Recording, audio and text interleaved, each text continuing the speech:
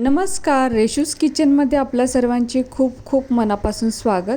आज आपण गवारीमध्ये बेसन घालून अशी एक मस्त रेसिपी बनवणार आहोत की तुम्हा सर्वांना नक्की आवडेल. अगदी लहान मुलांपासून मोठ्यांपर्यंत सर्वजण बोटे चाखत खातील इतकी ही मस्त रेसिपी आहे. चला तर मग रेसिपीला सुरुवात करूया. तर त्यासाठी मी इथे 1/2 किलो गवारी घेतलेली आहे.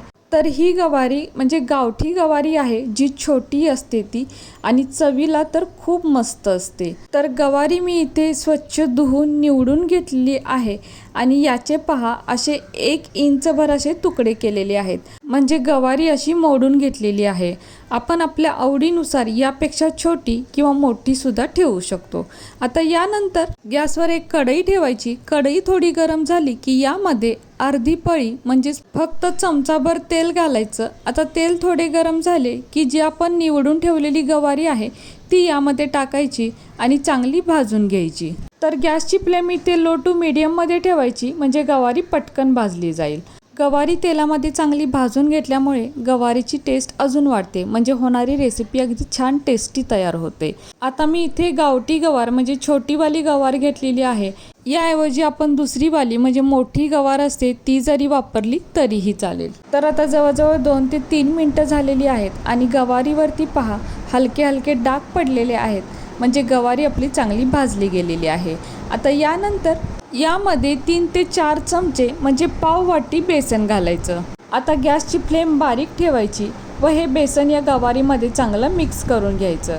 तर इथे बघू शकताय बेसन गवारीला चांगलं कोट झालेलं आहे. आता बेसनसुद्धा आपल्याला थोडं परतून घ्यायचं आहे. तेलामध्ये बेसन परतल्यामुळे छान असा खमंगपणा येतो आणि बेसन आपल्याला खूप भाजायचं नाही, अगदी बेसनाचा कच्चेपणा निघून गेला पाहिजे इतकंच बेसन आपल्याला इथे भाजून घ्यायचं आहे. तर आता 1 मिनिटभरातच बेसनाचा हलका कलर बदललेला आहे आणि बेसन भाजलेल्याचा सुगंधसुद्धा येत आहे, म्हणजे आपलं इथे बेसन भाजलं गेलेलं आहे. आता यामध्ये थोडंसं म्हणजे छोटा अर्धा चमचा मीठ घालायचं व पुन्हा हे थोडं परतून घ्यायचं, म्हणजे घातलेलं मीठ यामध्ये चांगलं मिक्स होतं. आता यानंतर यामध्ये थोडंसं पाणी शिंपडायचं. तर मी इथे फक्त 2 चमचे पाणी घातलेलं आहे व पुन्हा हे थोडंसं परतून घ्यायचं, म्हणजे पाणीसुद्धा यामध्ये चांगलं मिक्स होतं. तर हे असं थोडंसं ओलसर झालं पाहिजे, अगदीच कोरडं नाही झालं पाहिजे. जर थोडंसं कोरडं वाटत असेल तर पुन्हा यावरती थोडंसं पाणी शिंपडायचं व लगेचच यावरती झाकण ठेवून हे थोडंसं वाफवून घ्यायचं. तर इथे 1 ते 1.5 मिनिट वाफवून घेतलेलं आहे. आता पुन्हा हे थोडंसं चमच्याने परतून घ्यायचं. तर बघू शकता बेसन अगदी छान वाफवलं गेलेलं आहे. आता ही गवारी आपण एका प्लेटमध्ये काढून घेऊयात. तर पुन्हा तीच कढई गॅसवर ठेवायची व यामध्ये आता 1.5 ते 2 पळी म्हणजेच मोठे चमचे तेल घालायचं. तेल थोडे गरम झाले की यामध्ये 1 छोटा चमचा जिरे घालायचे. तर जिरे असे चांगले फुलले पाहिजेत. त्यानंतर 1 मीडियम साईजचा कापलेला कांदा घालायचा. तर कांदा आपल्या आवडीनुसार बारीक किंवा मोठा आपण चिरून यामध्ये घालू शकतो. तर कांद्याचा हलका कलर बदलेपर्यंत कांदा यामध्ये चांगला परतून घ्यायचा. यानंतर 1 मीडियम साईजचा कापलेला टोमॅटोसुद्धा यामध्ये घालायचा. तर टोमॅटोसुद्धा आपल्या आवडीनुसार बारीक किंवा मोठा चिरून आपण यामध्ये टाकू शकतो. तर टोमॅटो चांगला मऊ होईपर्यंत या तेलामध्ये परतून घ्यायचा. आता यामध्ये बाकीचे साहित्य घालूयात. तर छोटा पाव चमचा हळद, आता बेसन आहे तर छोटा अर्धा चमचा हिंगसुद्धा घालायचा. यानंतर 1 चमचा लाल तिखट, 1 छोटा चमचा धनेपूड व छोटा अर्धा चमचा गरम मसाला घालायचा.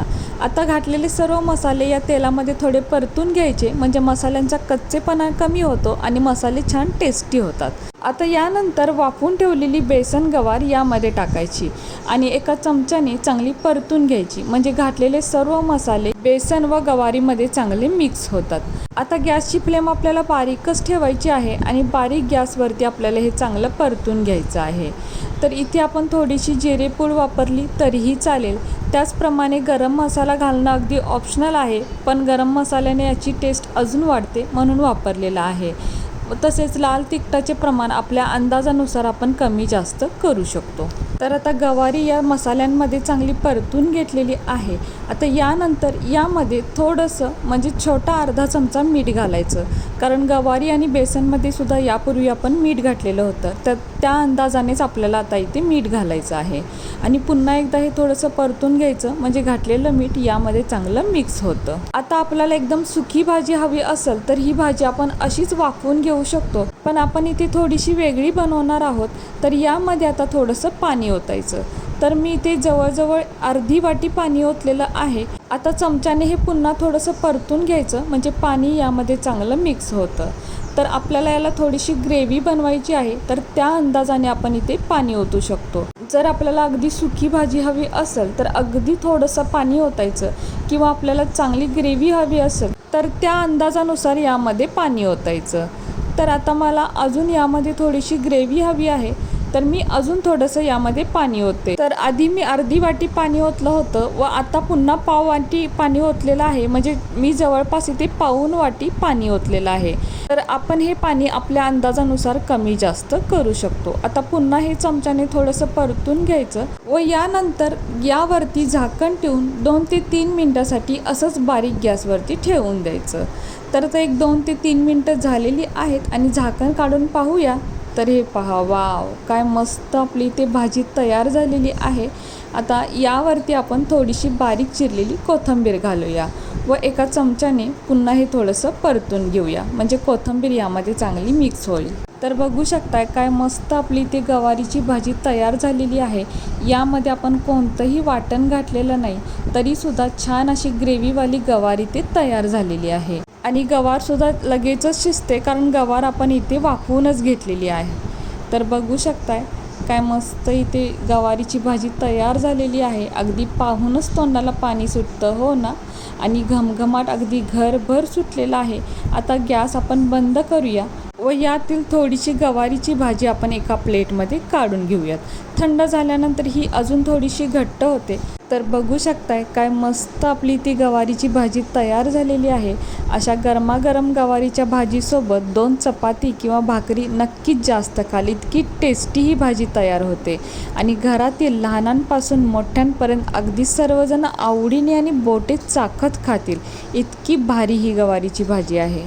अगदी डब्याला सुद्धा आपण ही भाजी देऊ शकतो, खूप छान होते. तर तुम्ही एकदा नक्की करून पहा, कारण बनवायला सुद्धा जास्त वेळ लागत नाही आणि कमी साहित्यात बनते, घरच्या साहित्यात बनते. आपण इथे कोणतंही वाटण वगैरे वापरलेलं नाही, तरीसुद्धा खूप टेस्टी ही भाजी तयार होते. एकदा या पद्धतीने गवारीची भाजी बनवाल ना, तर पुन्हा तुम्ही नक्कीच करून खाल, इतकी मस्त ही भाजी तयार होते. तर कशी वाटली तुम्हाला ही आजची रेसिपी जर तुम्हाला आवडली असेल तर आपल्या माणसांसोबत नक्कीच शेअर करा. आणि हो, व्हिडिओ जर तुम्हाला आवडला असेल तर प्लीज आपल्या या व्हिडिओला एक लाईक नक्कीच करा. नवीन असाल तर चॅनलला सबस्क्राईब करा, सोबत बेल आयकॉन प्रेस करा, म्हणजेच मी बनवलेले असेच नवनवीन रेसिपी सर्वात आधी तुम्हाला मिळतील. आता पुन्हा भेटू अशाच एका नवीन रेसिपीसोबत.